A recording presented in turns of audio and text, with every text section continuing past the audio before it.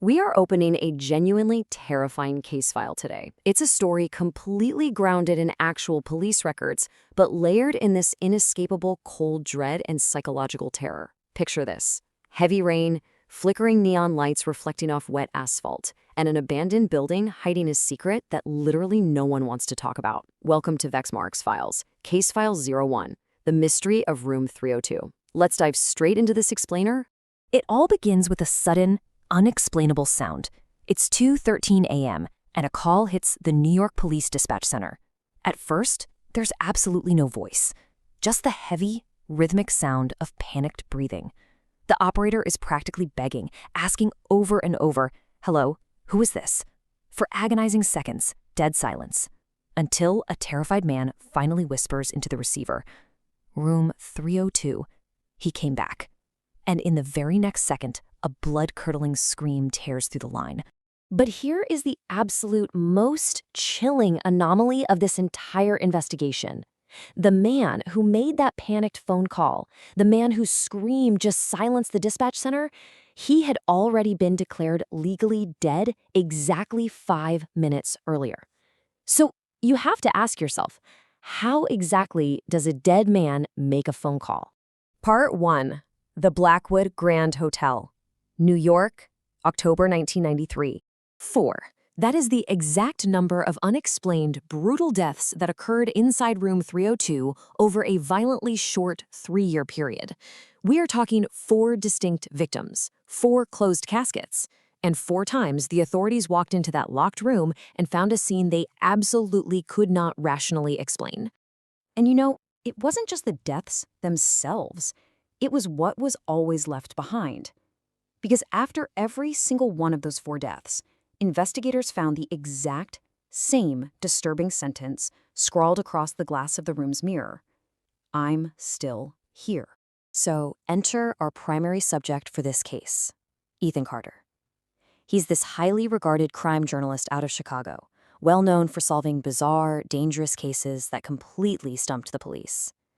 On October 12, 1993, Ethan walks into the Blackwood Grand as a pure skeptic. When the nervous hotel manager hands him the key and practically begs him not to stay in room 302, Ethan just smirks. He says, "I don't believe in ghosts." The manager looks at him and slowly replies, "The people who died here said the exact same thing." 11:52 p.m., he enters room 302. 1:17 a.m., the phone rings. 2:13 a.m., total blackout. It's this inescapable countdown, ticking away, pulling him deeper and deeper into a trap. Step into that room with Ethan at 11:52 p.m. The second he crosses the threshold, the air drops. It feels unnaturally cold. The whole room is soaking in this sickly, dim yellow light. And even though it is completely empty, there's this fresh, heavy stench of cigarette smoke lingering in the air. Ethan clicks on his audio recorder to note the scene, and right then, the bathroom door slowly begins to creak closed, entirely on its own. The clock ticks forward to 1:17 a.m. That oppressive silence is violently shattered. The old rotary telephone sitting by the bed just starts ringing. Ethan cautiously picks up the receiver. For what feels like an eternity, he hears nothing but dead air and soft, rhythmic breathing. Then, a little girl's voice whispers softly through the static. "He's standing behind you." Ethan instantly spins around, but the room is totally empty. He is completely alone. But as he turns back to the mirror, in that dead, heavy silence, wet, bloody letters slowly start manifesting across the glass, spelling out one single, desperate command: run. Part 2, the 1990 cold case of Emily Dawson. Ethan practically flies downstairs demanding answers. The manager, absolutely terrified, silently slides an old, blood-stained file across the desk. It's Emily Dawson's file. The details are deeply disturbing. She was only 22 years old. The morning after her stay, her lifeless body was discovered curled up inside that exact same bathroom. But it was her face that haunted the investigators. Absolute terror was permanently frozen onto her features. Her eyes were locked wide open, staring at something in that room that the police couldn't see. But the detail that truly ties Emily's tragedy to Ethan's current nightmare is what they found on the wall right above her body, written in blood, perfectly mirroring the warnings Ethan was just receiving upstairs He saw me. The manager then hands Ethan an old, grainy CCTV tape from 1990. Step 1. It's 2:13 a.m., and Emily is sitting alone inside room 302. Step 2. The camera abruptly glitches as a total blackout hits the room for exactly 8 seconds. Step 3. The emergency lights flicker back on, and she is no longer alone. A man in a long black coat is standing silently in the corner, his face completely hidden in shadow. He slowly starts walking toward her, and the footage violently cuts to black. We jump back to the present.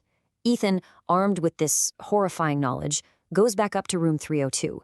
He waits in that dim yellow light, and then the clock hits exactly 2:13 a.m. Instantly, the entire hotel loses power. Complete and total darkness swallows the room. Out of that pitch-black darkness comes a sound. Slowly, methodically, the unbearable suspense just builds. Tuck, tuck, tuck.